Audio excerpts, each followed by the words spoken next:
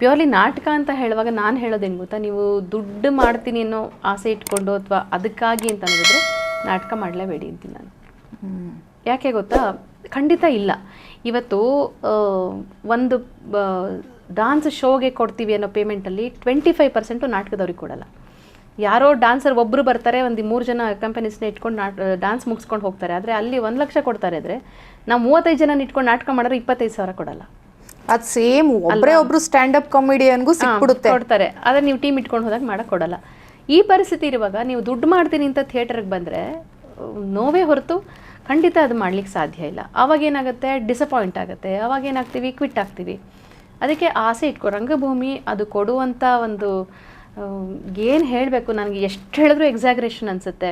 ಒಂದು ತೃಪ್ತಿ ಅಂತ ಹೇಳ್ತೀವೋ, ಕಾನ್ಫಿಡೆನ್ಸ್ ಅಂತ ಹೇಳ್ತೀವೋ, ಒಂದು ಧೈರ್ಯ ಅಂತ ಹೇಳ್ತೀವೋ, ಎಲ್ಲವೂ ನಾನು ಇವತ್ತು ಏನಾದ್ರು ನಿನ್ನ ಮುಂದೆ ಕೂತ್ಕೊಂಡು ಹೀಗೆ ಮಾತಾಡ್ತಾ ಇದ್ದೀನಿ ಅಥವಾ ಏನೋ ಒಂದು ಸಣ್ಣ ಅಚೀವ್ಮೆಂಟ್ ಮಾಡಿದ್ದೀನಿ ಅಂದರೆ ಖಂಡಿತ ಅದಷ್ಟು 100ಕ್ಕೆ 100 ಕ್ರೆಡಿಟ್ ಹೋಗಬೇಕಾಗಿರೋದು ರಂಗಭೂಮಿಗೆ.